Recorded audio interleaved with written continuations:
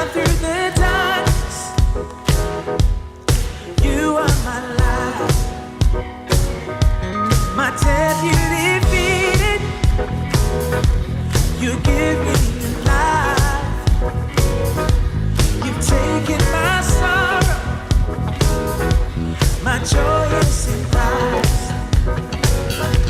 'Cause when I'm with you, I come alive. My days full of color, I dance through the night. When I see you move, I follow your lead.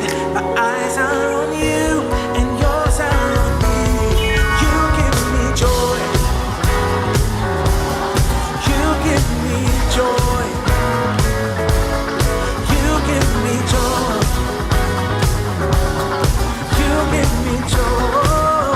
Blessed be your name. Blessed be your name. Your grace was the cure. In you I'm victorious, yeah. My future's secure. 'Cause when I'm with you, 'cause when I'm with you, I come alive. My days full of color, I dance through the night.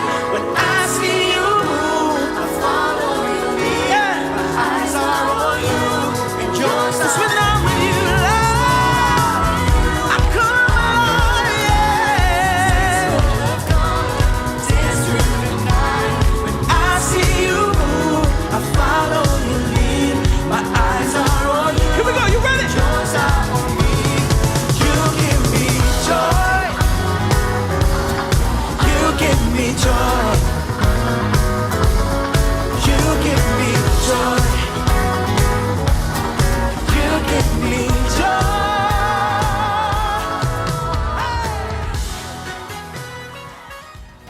Selamat pagi, selamat hari Minggu Jemaat Every Nation Makassar dimanapun Anda berada. Dan selamat datang bagi Bapak, Ibu, Saudara-saudari yang baru pertama kali bergabung dalam ibadah online kami. Gereja Every Nation ada untuk menghormati Allah dan menjadikan murid. Kita patut mengucap syukur karena kebaikan Tuhan di dalam kehidupan kita. Sehingga pada hari ini kita masih bisa bangun dengan tubuh yang sehat. Saat ini saya berada di Toraja, tepatnya di Kare Limbong. Dan Bapak, Ibu, Saudara-saudari bisa melihat di belakang saya ada langit yang begitu indah dan gunung yang begitu tinggi. Dan keindahan ini menceritakan tentang kebesaran dan keagungan Tuhan. Dan biarlah keindahan ini bisa membawa sukacita dan ucapan syukur yang melimpah di dalam hati kita.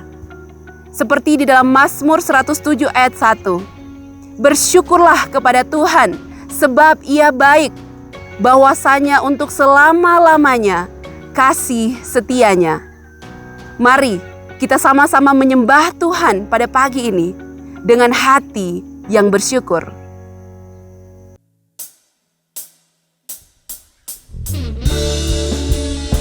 Mari naikkan pujian hanya bagi Dia. Berikan sorakan hanya bagi Dia. Yes.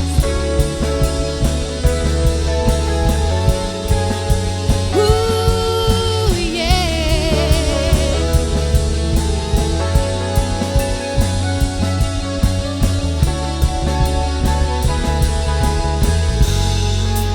Sama-sama nyanyikan.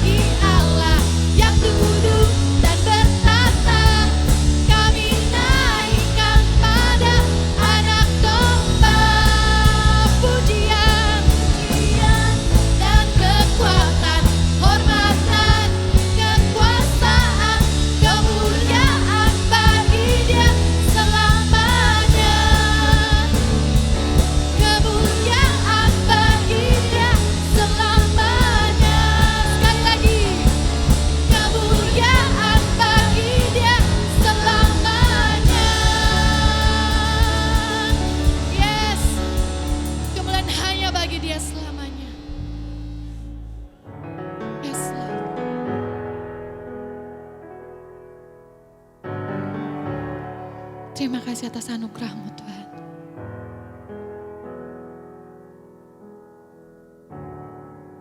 Kami naikkan pujian syukur hanya bagi Engkau.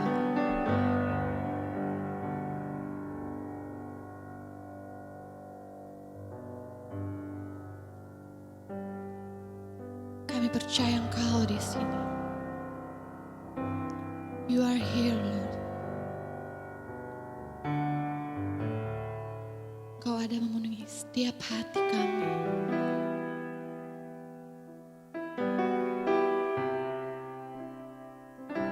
Kami naikkan syukur kami hanya bagi Engkau, Tuhan.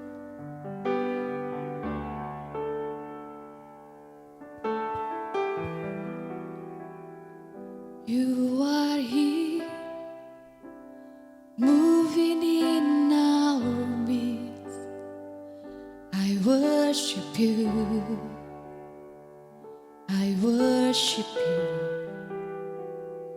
You are here, working in this place. I worship you. I worship you.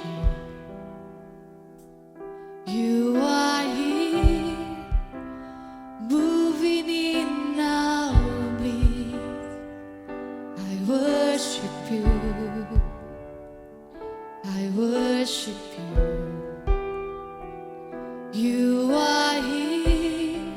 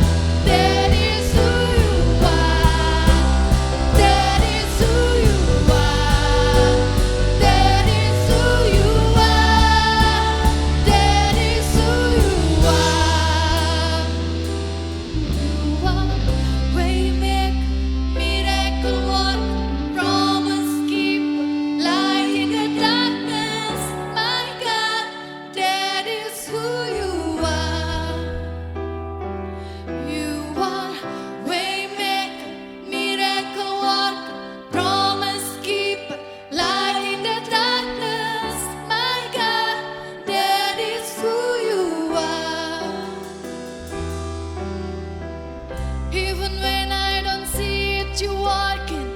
Even when I don't feel it, you working. You never stop working. You never stop working. Even when I don't see it, you working. Even when I don't feel it, you working. You never stop working.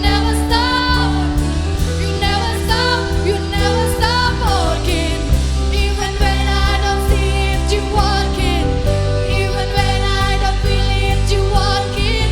You never stop working. You never stop, yes.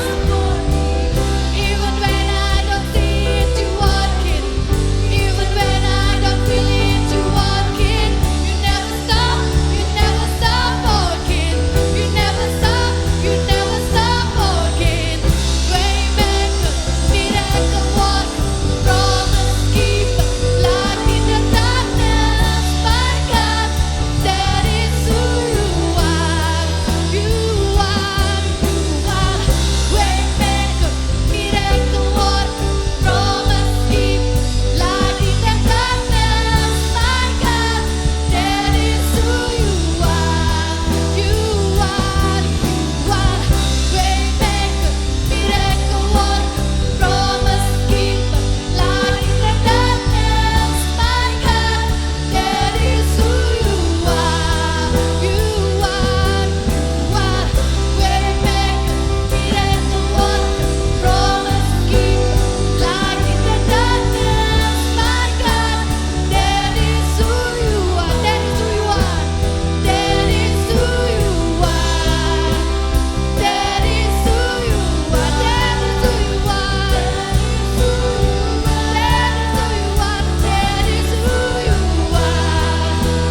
That is who you are. That is who you are. That is who you are.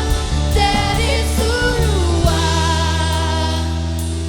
You are waymaker, miracle worker, promise keeper, light in the darkness, my God, that is who you are. You are waymaker, miracle worker, promise keeper, light in the darkness, my God, that is who you are. That is who you are. That is who you are. That is who you are. That is who you are. Say it. That is who you are. That is who you are. That is who you are. That is who you are. That is who you are. That is who you are. That is who you are. That is who you are. That is who you are. That is who you are. That is who you are. That is who you are. That is who you are. That is who you are. Oh yes. That is who you are. That is who you are, Lord. That is who you are.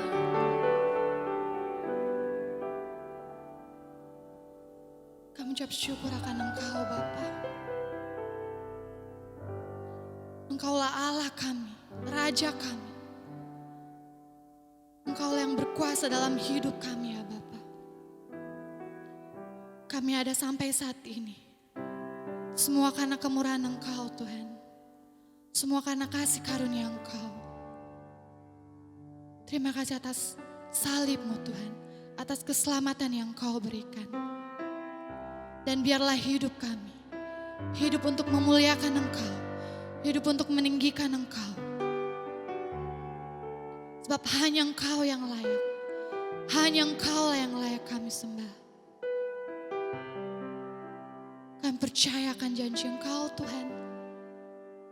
Sebab Engkau Allah yang setia. Engkau Allah yang setia menuntun kami. Memenuhi hati kami. dan kuasa Roh Kudus Engkau. Terima kasih Tuhan. Inilah ungkapan syukur kami Bapa. Hanya di dalam nama Yesus. Amin.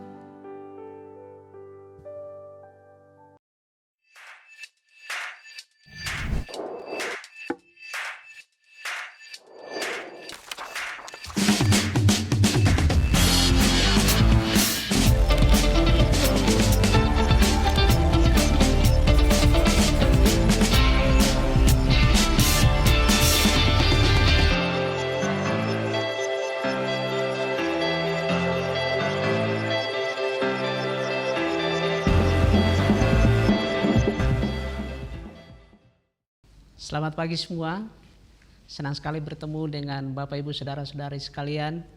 Selamat datang kembali di ibadah online kita pada hari ini. Kita masih berada dalam seri firman Tuhan dari Kitab Roma. Dan teks kita hari ini dari Kitab Roma pasal 12 ayat 1 sampai dengan ayat yang ke-8. Dan untuk menghormati firman Tuhan, saya mengajak Bapak Ibu Saudara-saudara sekalian, mari kita membaca firman Tuhan dari Roma pasal 12 ayat pertama sampai dengan ayat yang ke-8. Saya akan membaca dan Bapak Ibu bisa mengikuti membaca di rumah, ada juga di slide. Roma pasal 12 ayat 1 sampai dengan ayat yang ke-8. Karena itu saudara-saudara, demi kemurahan Allah aku menasihatkan kamu supaya kamu mempersembahkan tubuhmu sebagai persembahan yang hidup, yang kudus dan yang berkenan kepada Allah. Itu adalah ibadahmu yang sejati.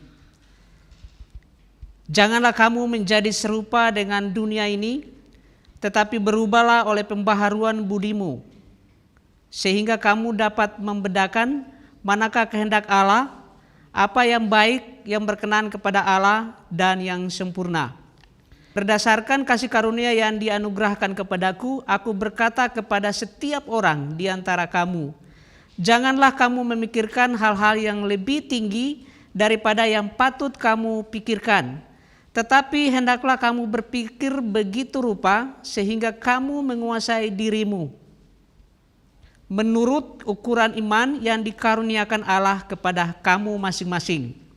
Sebab sama seperti pada satu tubuh kita mempunyai banyak anggota, tetapi tidak semua anggota itu mempunyai tugasnya yang sama. Demikian juga kita, walaupun banyak adalah satu tubuh di dalam Kristus, tetapi kita masing-masing adalah anggota yang seorang terhadap yang lain. Demikianlah kita mempunyai karunia yang berlain-lainan, menurut kasih karunia yang dianugerahkan kepada kita. Jika karunia itu adalah untuk bernubuat, baiklah kita melakukannya sesuai dengan iman kita. Jika karunia untuk melayani, baiklah kita melayani. Jika karunia untuk mengajar, baiklah kita mengajar. Jika karunia untuk menasihati, baiklah kita menasihati. Siapa yang membagi-bagikan sesuatu, hendaklah ia melakukannya dengan hati yang ikhlas. Siapa yang memberi pimpinan, hendaklah ia melakukannya dengan rajin. Siapa yang menunjukkan kemurahan, hendaklah ia melakukannya dengan sukacita. Bapak Ibu, mari kita berdoa. Bapa, kami mengucap syukur di dalam nama Yesus Kristus. Hari ini kami datang kembali di hadapan Engkau, dan kami percaya Engkau ada di tengah-tengah kami. Kami siap mendengarkan firman-Mu. Kami memohon pertolongan Roh Kudus untuk memberikan kami kemampuan, kekuatan sehingga kami bisa mengerti kebenaran-Mu. Dan kami minta Roh Kudus untuk memberikan kami kemampuan untuk mengaplikasikan kebenaran-kebenaran-Mu di dalam hidup kami sehari-hari. Di dalam nama Yesus Kristus kami bersyukur. Amin. Baik, seri kita masih tetap dari Kitab Roma. Dan saya percaya kita diberkati ketika kita mendengar kurang lebih dari 15 minggu tentang Gospel Explained atau Injil dijelaskan. Tetapi itu tidak sampai di situ. Injil tidak berhenti sampai pada pengertian kita. Tetapi Injil itu harus ditranslate ke dalam perkataan dan tindakan-tindakan kita sehari-hari. Karena itulah hari ini kita berpindah ke judul yang lain meskipun kita masih di seri yang sama. Kita tidak hanya mempercayai Injil, tetapi kita juga harus menghidupi Injil itu di dalam kehidupan sehari-hari. Nah, kitab Roma terbagi atas 2 bagian besar kalau kita membaca kitab Roma. Yaitu pertama dari pasal 1 sampai dengan 11 dan bagian kedua dari kitab Roma adalah pasal 12 sampai dengan pasalnya yang ke-16. Mari kita lihat dari pasal 1 sampai dengan pasal 11. Yang pertama di sana dibicarakan mengenai tindakan Tuhan kepada manusia. Pasal 12 sampai 16 berbicara mengenai tindakan manusia sebagai tanggapan atas tindakan Tuhan kepada manusia. Bagian kedua pasal 1 sampai dengan 11 berbicara mengenai informasi tentang keyakinan kita. Dan di pasal yang ke-12 dan 16 berbicara mengenai nasihat bagaimana untuk bertindak. Kemudian bagian ketiga di pasal 1 sampai 11 di sana berbicara mengenai hubungan yang benar dengan Tuhan. Dan di pasal 12 sampai dengan 16 berbicara hubungan yang benar dengan Tuhan. Jadi Bapak Ibu saudara-saudara sekalian, hubungan kita dengan Tuhan adalah dasar dalam mengatur semua perilaku kita di dalam kehidupan kita. Ketika Paulus menjelaskan Injil dari pasal 1 sampai dengan pasal 11, itu sangat powerful. Itu berbicara mengenai the gospel explained atau Injil dijelaskan. Kita bisa melihat bahwa gospel explained adalah kebenaran Allah dinyatakan kepada kita. Nah sekarang semua itu ada dalam pikiran dan pengetahuan daripada Rasul Paulus. Dan kemudian pengertian dan pemahaman Paulus itu mempengaruhi hidupnya. Dan saya percaya ketika Injil mempengaruhi diri kita, maka kita tidak akan berdiam diri. Ini akan membuat kita memuji dan menyembah Tuhan kita yang besar. Tetapi itu tidak cukup sampai di sana. Sekarang kita ke pasal 12 dari kitab Roma, kita akan menyembah dan menghidupi Injil itu di dalam kehidupan kita. Sekarang Injil bukan hanya dinyatakan, tetapi Injil itu harus diekspresikan melalui hidup kita. Jadi gospel expressed adalah kebenaran Allah dinyatakan melalui kita. Ini bukan berarti kebenaran Allah datang melalui kita. Tentu tidak. Karena ini hanya datang dan hanya terjadi melalui Yesus Kristus. Jadi kita bukan orang yang menyatakan Injil itu atau kebenaran itu di dalam hidup kita, melainkan Tuhan Yesus. Tetapi saudara, karena saudara dan saya telah diadopsi sebagai anak, tentunya Yesus dapat menyatakannya melalui kehidupan kita. Sehingga kita dapat mengekspresikan Injil itu di dalam kehidupan kita. Jadi kita jangan salah mengerti. Jadi mulai minggu ini dan minggu-minggu berikutnya kita berbicara bahwa Injil bukan hanya ada dalam pengertian kita, tetapi Injil harus diekspresikan melalui mulut kita, tangan kita, dan kaki kita. Injil harus diekspresikan melalui hubungan-hubungan kita satu dengan yang lain. Nah sebelum kita ke ayat 1 dari Roma pasal 12, saya ingin kita mengerti bahwa sampai dengan pasal 11, Tuhan berbicara mengenai hubungan kita dengan Dia, hubungan kita dengan Tuhan. Di pasal 12 berbicara bagaimana hubungan kita satu dengan yang lain. Ada beberapa frasa yang sangat penting yang kita akan lihat dalam bacaan kita tadi. Inilah yang menjadi dasar kita, bagaimana kita menaati Tuhan di dalam kehidupan kita. Mengapa kita mempersembahkan diri kita, tubuh kita sebagai persembahan yang hidup. Inilah frase-frase penting yang kita akan lihat dari bacaan kita. Yang pertama dikatakan, di ayat pertama dikatakan situ, karena itu. Dikatakan, karena itu saudara-saudara, demi kemurahan Allah, aku menasihatkan kamu supaya kamu mempersembahkan tubuhmu sebagai persembahan yang hidup, yang kudus, yang berkenan kepada Allah. Itu adalah ibadahmu yang sejati. Dia katakan karena itu, ini jelas lanjutan dari apa yang dikatakan sebelumnya, yaitu dari pasal 1 sampai dengan pasalnya yang ke-11. Karena semua ini maka masuk akal untuk kita mempersembahkan diri kita kepada Tuhan sebagai korban yang hidup.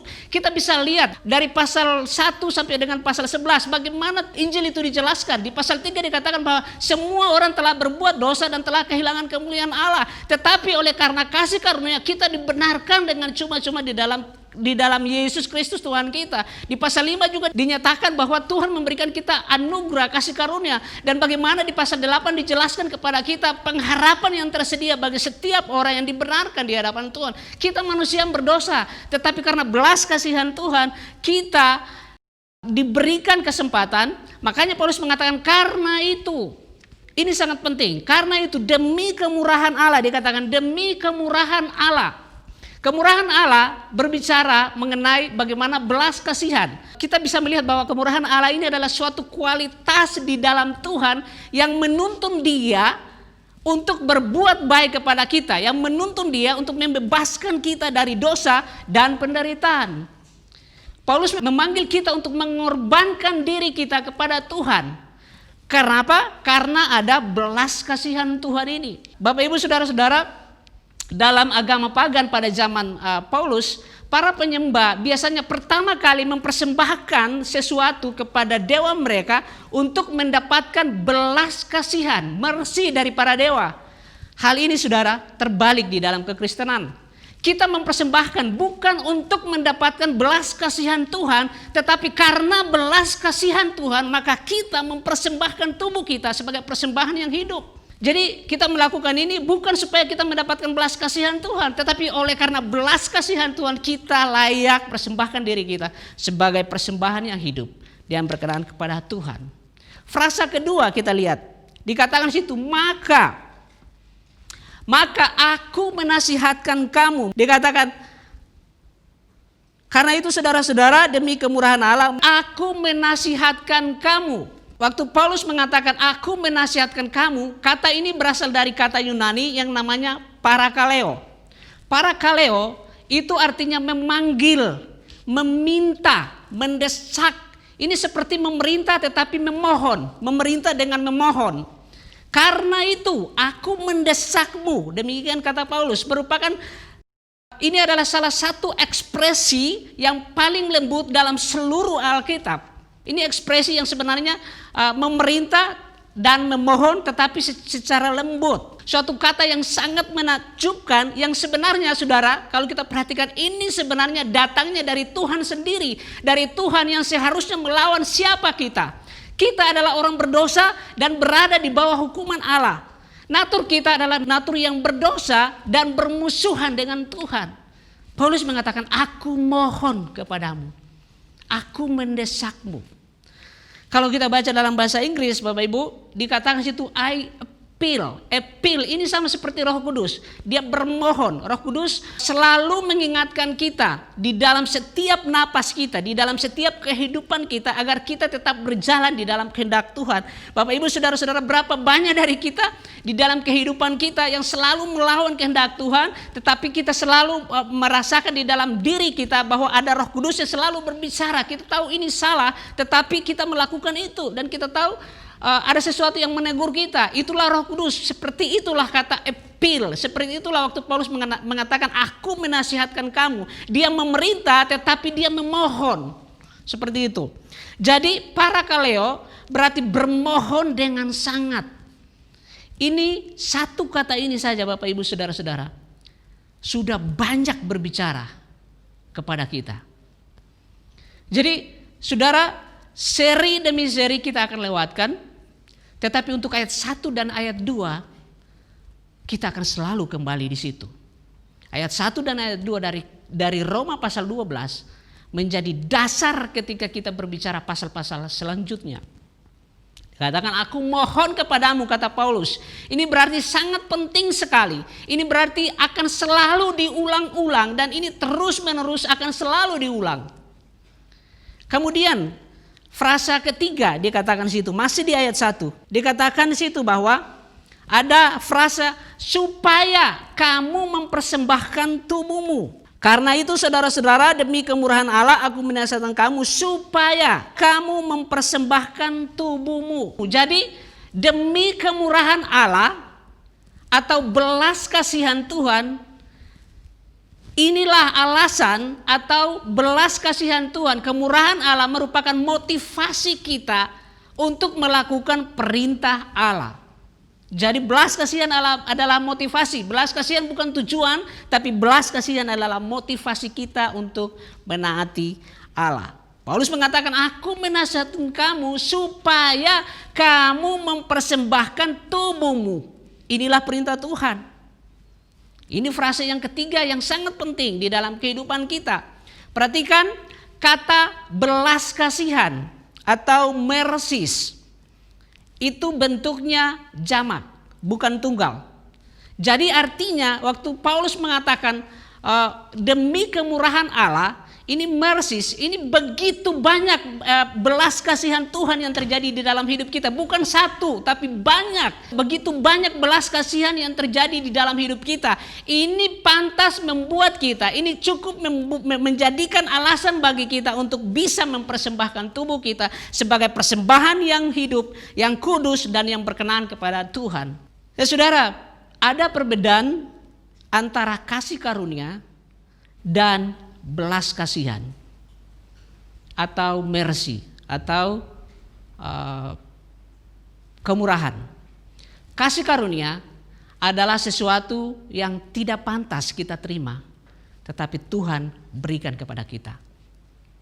Sedangkan belas kasihan, kemurahan adalah sesuatu yang pantas kita terima, tetapi Tuhan tidak berikan itu. Apa yang pantas kita terima? Murka, hukuman, penghakiman, dan maut. Itu yang pantas saudara dan saya terima. Tetapi Tuhan memberikan kita kemurahan. Tuhan memberikan kita belas kasihan. Jadi sangat berbeda.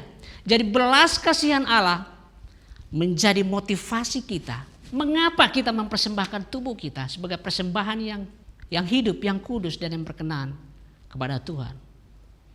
Saudara, mustahil kita berespon dengan biasa-biasa saja kalau alasan untuk menaati Tuhan seperti ini. Seberapa sering ketika kita mau menaati Tuhan, tetapi ketika kita cek hati kita, motivasi kita salah. Karena itu, setiap kali kita menaati Tuhan, kita hanya berkata, Tuhan, semua ini karena kemurahan-Mu. Semua ini karena belas kasihan-Mu.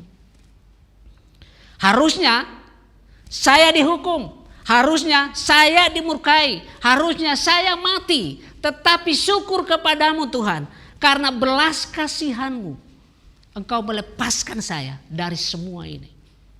Inilah motivasi kita. Mengapa kita menaati Dia.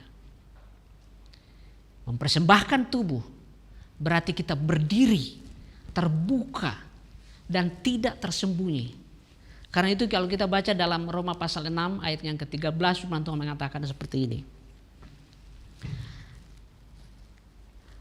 Tetapi serahkanlah dirimu kepada Allah sebagai orang-orang yang dahulu mati, tetapi yang sekarang hidup, dan serahkanlah anggota-anggota tubuhmu kepada Allah untuk menjadi senjata-senjata kebenaran.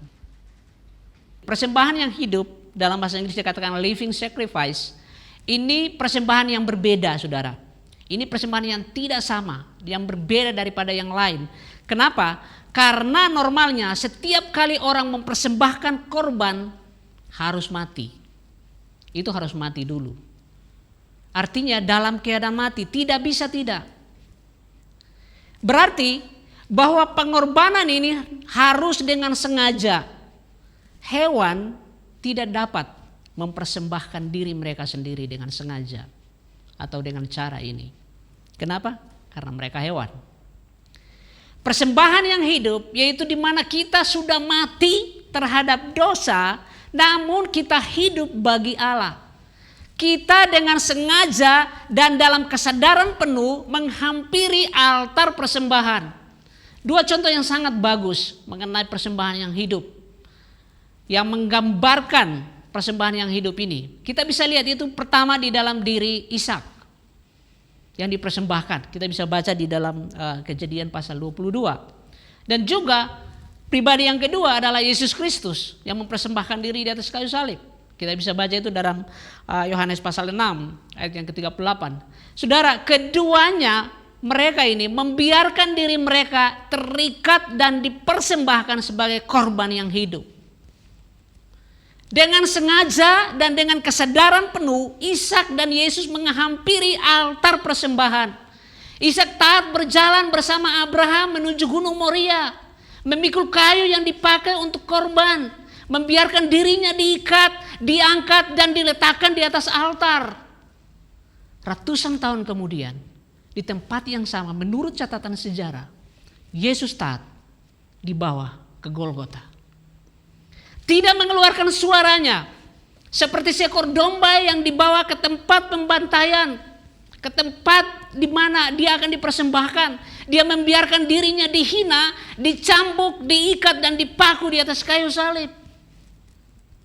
Dua orang ini memberikan contoh mengenai persembahan yang hidup.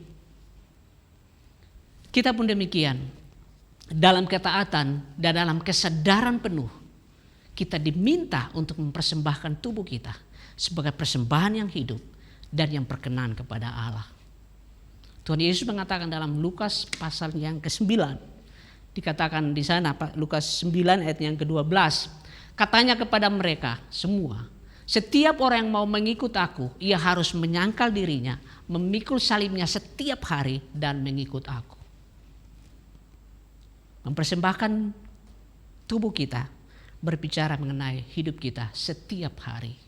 Bukan di gereja, bukan sewaktu kita memuji Tuhan, bukan sewaktu kita menyembah Tuhan. Ini berbicara mengenai kehidupan kita setiap hari, memikul salib kita setiap hari. Kemudian frase yang keempat, masih di ayat 1. Frase yang keempat dikatakan, itu adalah ibadahmu yang sejati. Karena itu saudara-saudara, demi kemurahan Allah aku menasihatkan kamu supaya kamu mempersembahkan tubuhmu sebagai persembahan yang hidup, yang berkenan kepada Allah. Itu adalah ibadahmu yang sejati. Saudara, kata ibadahmu yang sejati, kata Yunaninya adalah logikos. Logikos artinya masuk akal, reasonable, alasan yang bisa diterima, logical. Jadi ketika kita berbicara mengenai ibadah yang sejati, kita berbicara mengenai spiritual worship ini. Latreia, kata Yunaninya, itu berarti pelayanan kepada Tuhan yang dilakukan berdasarkan hukum keimaman. Jadi para imam melakukan itu latreia. Jadi kita mempersembahkan tubuh kita tetapi berdasarkan hukum-hukum imam. Yaitu apa? Segala sesuatu yang dilakukan untuk menghubungkan manusia dengan Tuhan. Inilah pelayanan imam. Kalau kita baca di dalam seluruh perjanjian lama, bagaimana pekerjaan imam? Satu saja. Kita bisa simpulkan, mereka punya pekerjaan adalah menghubungkan manusia dengan Allah. Artinya saudara, apapun yang saudara lakukan, apapun yang kita lakukan, baik di gereja, di tempat kerja, di tempat-tempat umum, di tempat di mana saudara kita bersekolah, di tempat di mana kita kuliah, dan apapun yang saudara lakukan, lakukan itu sebagai pelayanan keimaman. Sebab itulah ibadah yang sejati. Semua yang kita lakukan harus menghubungkan manusia dengan Tuhan. Dimanapun dan apapun yang saudara lakukan, bertindaklah sebagai mediator antara Allah dengan manusia yang terpisah jauh darinya. Itu namanya mempersembahkan tubuh. Melakukan semua itu berdasarkan aturan-aturan, berdasarkan hukum-hukum keimaman. Di mana kita menghubungkan setiap orang yang terpisah jauh dari Allah, kita menghubungkan mereka dengan Allah. Saudara, ketika kita melakukan sesuatu setiap hari kepada orang lain, tanyakan di dalam hidup kita, apakah ini akan menghubungkan orang ini dengan Tuhan? Itulah ibadah yang sejati. Tanyakan setiap saudara melakukan apapun dalam hubungan-hubungan saudara dengan orang lain, tanyakan apakah ini akan menghubungkan dia dengan Tuhan. Apakah apa yang saudara lakukan ini akan menghubungkan dia dengan Tuhan? Seperti itulah harusnya hidup kita. Kita kembali ke ayat 1, dikatakan situ. Karena itu saudara-saudara, demi kemurahan Allah, aku menasihatkan kamu supaya kamu mempersembahkan tubuhmu sebagai persembahan yang hidup, yang kudus, dan yang berkenan kepada Allah. Itu adalah ibadahmu yang sejati. Bapak Ibu Saudara-saudari, perhatikan. Ada kata-kata di situ. Dikatakan di situ, saudara-saudara, kemudian kamu, kemudian tubuhmu. Saudara, kalau saudara baca itu semua adalah jamak.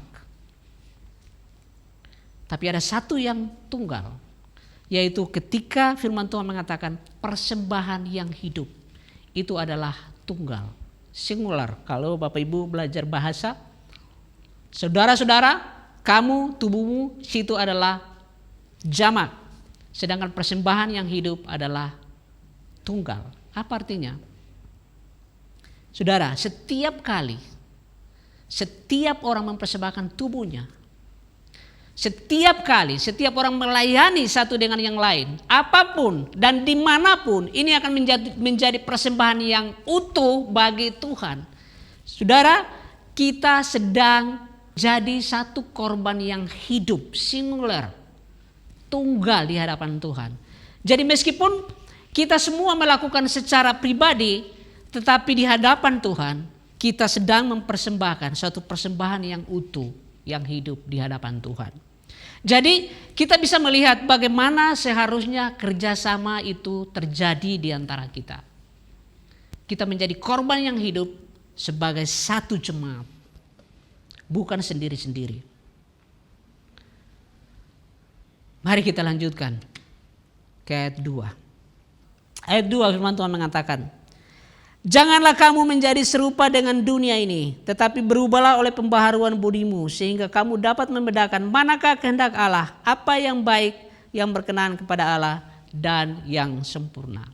Bapak Ibu Saudara-saudari, bentuk present tense dalam teks Yunani di sini, di ayat 2 menunjukkan tanggung jawab kita secara terus menerus. Bukan satu kali, bukan satu hari, bukan satu tahun. Ini adalah setiap hari, terus menerus, ini yang harus kita lakukan. Jangan kamu menjadi serupa dengan dunia. Dunia, kata Yunani adalah aion, adalah roh zaman ini yang berusaha mengeluarkan Allah dari kehidupan. Dunia akan berusaha memaksa saudara dan saya ke dalam cetakannya dia. Jadi seperti cetakan, dunia akan berusaha memasukkan kita ke dalam cetakannya, dan akan kalau dia berhasil memasukkan kita ke dalam cetakannya, kita keluar dengan cetakan dunia itu. Paulus menasihati kita, janganlah kamu menjadi serupa dengan dunia ini. Ini berarti kita tidak boleh dibentuk dari luar. Kita harus dibentuk dari dalam. Dunia dan serta isinya itu ada di luar. Kita tidak boleh dibentuk dari luar. Kita harus dibentuknya dari dalam. Ketika Paulus mengatakan, janganlah kamu menjadi serupa dengan dunia ini. Tadi kita sudah lihat, dunia itu berarti roh zaman ini yang berusaha, bagaimana dia berusaha mengeluarkan Allah dari kehidupan. Dan dia berusaha untuk memaksa saudara dan saya untuk masuk ke dalam cetakannya. Bapak Ibu, di dalam 1 Yohanes 2 ayat 15 firman Tuhan mengatakan seperti ini. Janganlah kamu mengasihi dunia dan apa yang ada di dalamnya. Jikalau kamu mengasihi dunia, maka kasih akan Bapa tidak ada dalam orang itu. Itu kenapa Paulus menasihati kita untuk tidak menjadi serupa dengan dunia. Tetapi apa dia katakan? Tetapi berubahlah oleh pembaharuan budimu. Jangan menjadi serupa dengan dunia, kebalikannya adalah kita harus berubah oleh pembaharuan budi. Saudara, ini sangat berbeda. Waktu Paulus mengatakan jangan menjadi serupa dengan dunia itu dari luar, pembaharuan budi itu dari dalam. Ini yang Paulus mau kita berubah. Jadi orang percaya harus terus menerus memperbaharui pikirannya dengan kembali dengan mental pada keputusan kita untuk hidup kita adalah hidup yang mempersembahkan diri kita kepada Tuhan. Dan ketika kita punya komitmen ini di dalam hidup kita, saudara, komitmen kita untuk tetap menaati Dia dan mempersembahkan diri kita setiap hari ini akan menghasilkan transformasi di dalam kehidupan kita. Jadi perubahan pikiran tidak terjadi dalam semalam. Ini adalah satu proses yang panjang. Ini adalah proses seumur hidup kita, di mana kita punya cara berpikir ini harus dirubah menjadi serupa dengan Kristus. Kita bersyukur kepada Tuhan. Tuhan tidak hanya menuntut kita untuk berubah, tetapi Dia memberikan yang namanya Roh Kudus.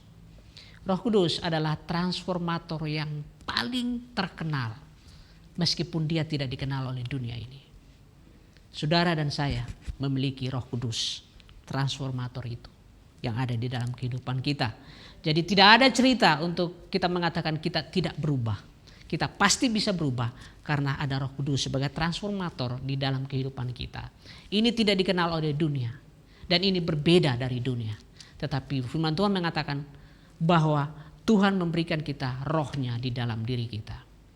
Jadi Bapak Ibu saudara-saudari, Roma 12 ayat 1-2 adalah ayat yang sangat penting bagi setiap orang percaya. Ini mengungkapkan komitmen dan tanggung jawab kita kepada Tuhan. Ini sangat penting.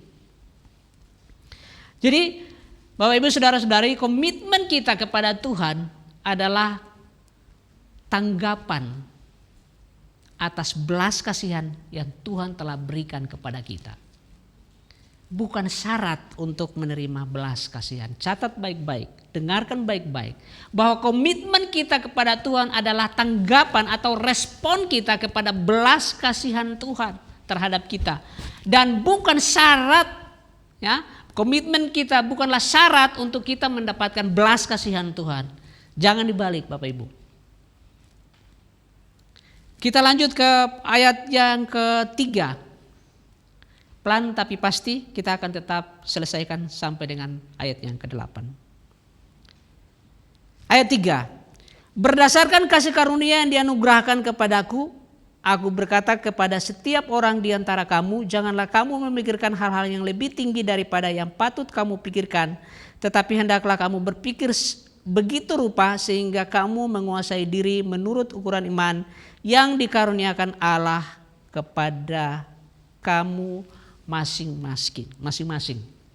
Meskipun setiap orang Kristen memiliki kewajiban yang sama, namun kita harus mengerti satu hal, bahwa kehendak Tuhan untuk setiap orang, pribadi demi pribadi, setiap orang percaya akan berbeda di dalam satu tubuh atau di dalam satu jemaat. Dalam pelayanan dalam satu tubuh itu berbeda. Meskipun kita punya kewajiban sama kepada Tuhan, tetapi kehendak Tuhan bagi setiap orang dalam satu tubuh, dalam pelayanan dalam tubuh Kristus itu berbeda. Paulus memulai perikop ini, kita bisa lihat bahwa karena Paulus sebenarnya belum pernah bertemu dengan orang-orang di Roma. Dia hanya menulis surat kepada orang-orang di Roma. Secara pribadi Paulus belum bertemu dengan mereka. Jadi apa? Dia mendesak mereka untuk menerima ajaran ini dengan rendah hati. Tidak mudah Bapak Ibu. Orang yang tidak kita kenal dan kemudian mengatakan seperti itu. Saudara bisa bayangkan kalau saudara tidak dikenal pergi ke satu daerah dan katakan kepada mereka, aku menasihatkan kamu persembahkanlah dirimu kepada Tuhan sebagai persembahan yang hidup, yang kudus dan yang berkenan kepada Tuhan. Saudara akan dilempari batu. Saya yakin. Makanya Paulus ketika dia mengatakan ini, dia belum pernah bertemu dengan orang-orang di Roma. Apa yang diperlukan di sini adalah kerendahan hati untuk menerima ajaran itu. Jadi poin utama dari ayat 3 sampai dengan ayat 8 adalah bahwa orang percaya itu harus tidak berpikir lebih tinggi tentang diri mereka sendiri daripada yang seharusnya. Apa yang diperlukan di sini adalah kerendahan hati. Dan kerendahan hati adalah akibat langsung dari pengudusan yang terjadi di dalam hidup kita. Ketika kita mengerti bahwa kita tidak menjadi serupa dengan dunia ini, tapi kita berubah oleh pembaharuan budi kita, maka akan terjadi transformasi, akan terjadi pengudusan, dan kerendahan hati salah satu hasilnya. Berdasarkan kasih karunia yang dianugerahkan kepadaku, aku berkata kepadamu setiap orang di antara kamu, janganlah kamu memikirkan hal yang lebih tinggi daripada yang patut kamu pikirkan, tetapi hendaklah kamu berpikir begitu rupa sehingga kamu menguasai diri menurut ukuran iman. Kata iman dalam ayat 3 ini sepertinya mengacu pada kemampuan seseorang untuk melihat dan menggunakan bakatnya sebagai karunia yang telah Tuhan berikan. Bukan iman keselamatan ya. Jadi ini berbeda. Iman yang ada di ayat 3 itu mengacu pada kemampuan seseorang untuk melihat dan menggunakan bakat sebagai karunia yang telah Tuhan berikan. Sebentar kita akan lihat Paulus melanjutkan. Kita lanjutkan ke ayat 4 dan ayat yang kelima.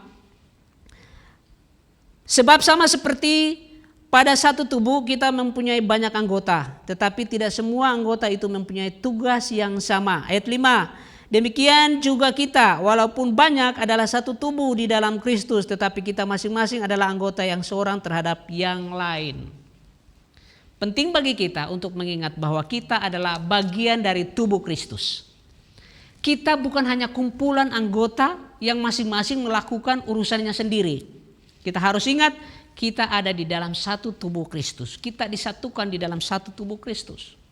Tubuh Kristus adalah organisme, bukan organisasi. Tapi itu adalah organisme yang hidup, yang bersatu menjadi satu tubuh. Anggotanya pasti beragam dengan fungsi yang berbeda-beda juga. Jadi kita berbeda, tapi ingat kita satu tubuh. Tidak boleh terjadi yang namanya pertengkaran. Akan ada perbedaan, yes, kita semua berbeda. Kita satu tubuh, tapi kita anggota yang berbeda-beda. Saudara pernah lihat, saudara pernah lihat tangan kanan berkelahi dengan tangan kiri? Angkat tangan kalau siapa yang pernah lihat tangan kanan berkelahi dengan tangan kiri? Tidak ada. Saya percaya tidak ada. Tidak pernah tangan kanan berkelahi dengan tangan kiri. Sebaliknya masing-masing akan terus-menerus saling membantu sebagai anggota satu dengan yang lain. Kita tidak bekerja sendiri secara efektif. Kita harus bekerja bersama-sama. Jadi ketika itu terjadi, setiap anggota akan mendapatkan manfaat masing-masing satu dengan yang lain. Kesadaran ini penting di dalam kehidupan, di dalam kita sebagai satu tubuh. Sehingga kita tidak akan menyombongkan diri kita satu dengan yang lain. Intinya saudara, setiap anggota berfungsi untuk melayani tubuh. Bukan tubuh yang melayani anggota. Anggota yang harus melayani tubuh. Bukan dibalik, jangan dibalik. Bukan tubuh yang melayani anggota. Anggota yang harus melayani tubuh Kristus. Apapun yang dilakukan dari anggota-anggota tubuh kita, itu melayani tubuh. Bukan sebaliknya. Ini yang harus kita mengerti. Dan kemudian kita ke ayat 6 dan ayat 7, hampir selesai. Ayat 6 dan 7. Demikianlah kita mempunyai karunia yang berlain-lainan menurut kasih karunia yang dianugerahkan kepada kita. Jika karunia itu adalah untuk bernubuat, baiklah kita melakukannya sesuai dengan iman kita. Jika karunia untuk melayani, baiklah kita melayani. Jika karunia untuk mengajar, baiklah kita mengajar. Maksud Paulus di sini adalah bahwa penting kita untuk menggunakan karunia kita, satu. Tetapi kita bukan hanya penting untuk menggunakan karunia kita, tetapi kita harus menggunakan karunia itu dengan benar. Bukan hanya sekedar penting kita menggunakan karunia kita, tapi kita harus menggunakannya dengan benar. Makanya Paulus di ayat yang lain dia mengatakan bahwa harus ada keteraturan di dalam jemaat, di dalam pelayanan. Karena Tuhan memberikan kita roh yang teratur. Jadi penting bagi kita untuk memakai karunia kita, tapi ingat kita harus pakai itu dengan benar. Kita mulai, yang pertama dikatakan di situ adalah nubuat. Di ayat 6 dan 7, bagaimana kita harus melakukan itu dalam hidup kita. Yang pertama nubuat. Nubuat mungkin yang dimaksud dengan Paulus dengan nubuat ini adalah bagaimana kita mengkomunikasikan kebenaran yang diwahyukan. Untuk apa? Untuk menasihati, untuk mendorong, dan untuk menghibur. Jadi nubuat yang dimaksud di sini bukan berarti saudara membuat wahyu baru, bukan itu. Tapi nubuat yang dimaksud di sini adalah bagaimana kita mengkomunikasikan kebenaran. Supaya apa? Supaya itu bisa menasihati orang lain, bisa mendorong orang lain, dan bisa menghibur orang lain. Bukan cari wahyu yang baru, tapi kita mengkomunikasikan kebenaran. Di dalam 1 Korintus 14 ayat 3 firman Tuhan mengatakan seperti ini. Tetapi siapa yang bernubuat, ia berkata-kata kepada manusia. Ia membangun, menasihati, dan menghibur. Oke, itu yang harus kita lakukan di dalam kehidupan kita sebagai satu tubuh Kristus atau jemaat. Kata kedua di situ dikatakan bahwa kita menggunakan karunia yang kedua adalah melayani. Kata Yunani melayani adalah diakonia. Ini lebih kepada kita melayani kebutuhan materi dari orang-orang percaya. Itu namanya diakonia. Kita di dalam gereja juga kita punya pelayanan ini, di mana kita akan membantu orang-orang lain secara materi. Apakah itu orang-orang percaya maupun mungkin orang-orang yang akan kita jangkau atau di sekitar kita. Kita memiliki pelayanan ini. Ya, jadi kita melayani. Paulus mengatakan kalau kamu diberikan karunia untuk melayani, lakukan itu. Ya, diakonia. Yang ketiga adalah mengajar. Mengajar adalah menjelaskan apa yang telah Allah nyatakan. Itu namanya mengajar. Jadi mengajar ini sebenarnya sangat penting di dalam satu tubuh Kristus, karena mengajar ini akan memelihara suatu komunitas, dalam hal ini tubuh Kristus. Tetapi nubuat yang tadi akan memberikan kita kehidupan sebagai satu tubuh Kristus. Dengan mengajar, komunitas tidak mati, tetapi tanpa nubuat komunitas juga tidak hidup. Dengan mengajar, komunitas tidak akan mati, tetapi tanpa nubuat komunitas tidak akan hidup. Di 1 Korintus 4 ayat 6 firman Tuhan mengatakan, jadi saudara-saudara, jika aku akan datang kepadamu dan berkata-kata dengan bahasa roh, apa gunanya itu bagimu? Jika aku tidak menyampaikan kepadamu penyataan Allah atau pengetahuan atau nubuat atau pengajaran. Berikut adalah menasihati. Ini karunia yang harus kita gunakan di dalam kehidupan kita. Bagaimana kita akan mengekspresikan Injil di dalam kehidupan kita. Sesuai dengan tema kita, The Gospel Expressed. Menasihati. Menasihati ini mungkin sama dengan mendorong. Kata Yunaninya adalah parakalesis. Mirip-mirip dengan parakaleo.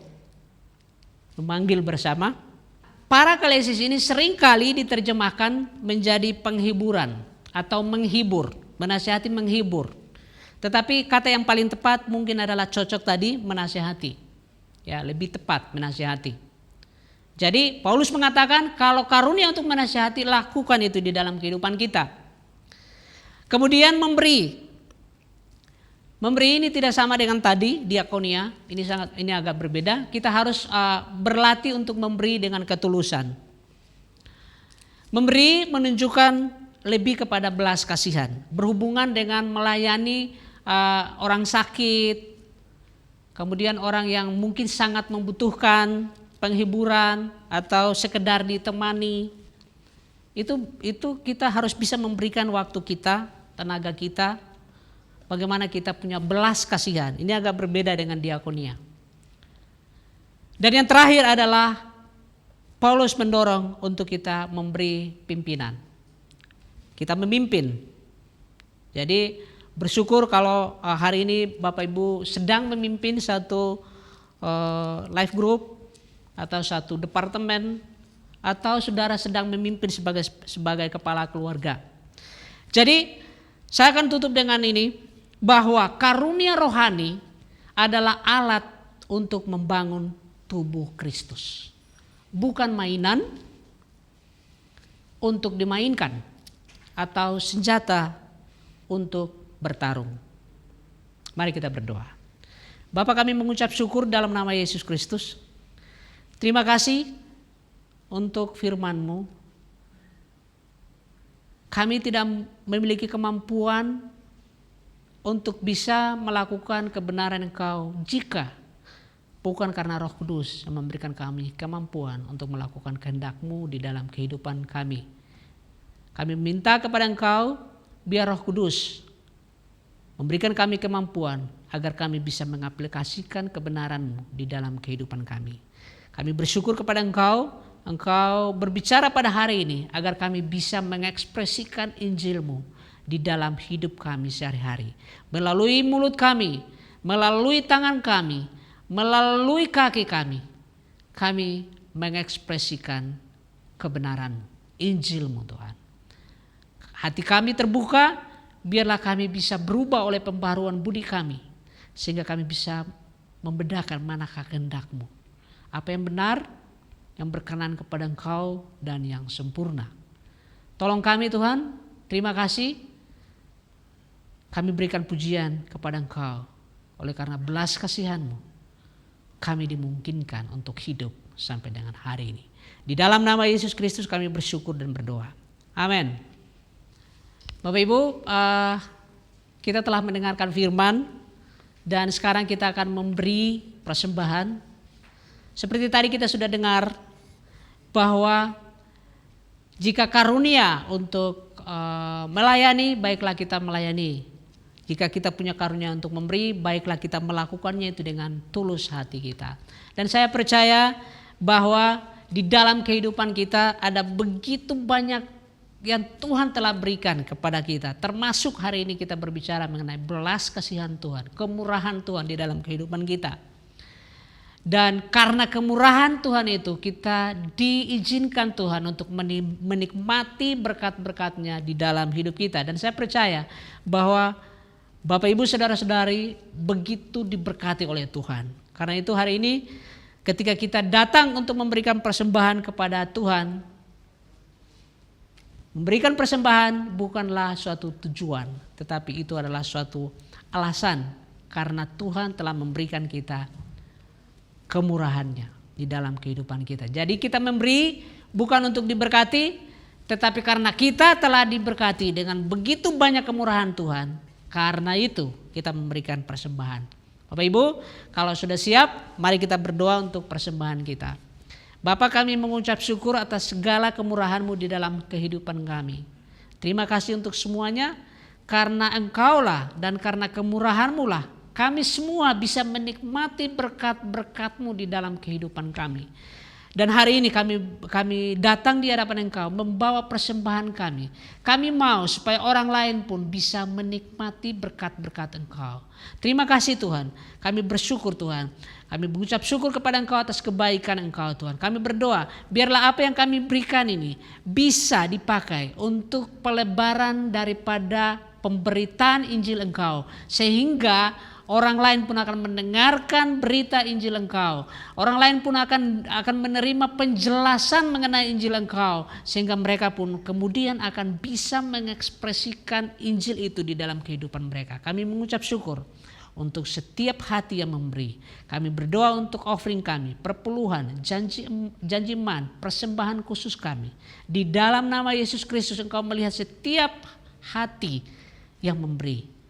Dengan tulus hati, biarlah Tuhan sendiri yang memberkati mereka. Di dalam nama Yesus Kristus kami bersyukur dan berdoa. Amin. Selamat memberi. Even when I don't see it, you walking. Even when I don't feel it, you walking. You never stop walking. You never stop, yes. Even when I don't see it, you walking. Even when I don't feel it, you walking. You never stop walking. You never stop walking. Waymaker, miracle worker, promise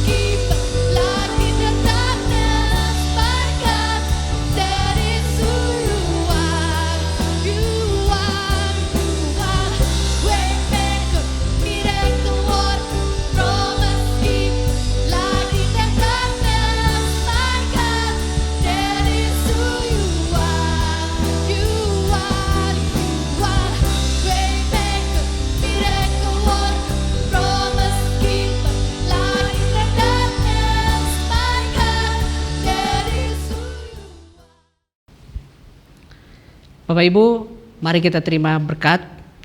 Berkat dari Allah Abraham, Allah Ishak, dan Allah Yakub, kiranya selalu tercurah di dalam kehidupan kita. Biarlah Allah yang berkuasa di sorga dan di bumi ini selalu menyertai kita di dalam kehidupan kita. Biarlah kekuatan Roh Kudus selalu bersama-sama dengan kita setiap hari dalam kehidupan kita. Berkat ini akan selalu tercurah di dalam kehidupan kita, dan biar Roh Kudus memberikan kita kekuatan di dalam nama Yesus Kristus. Amin.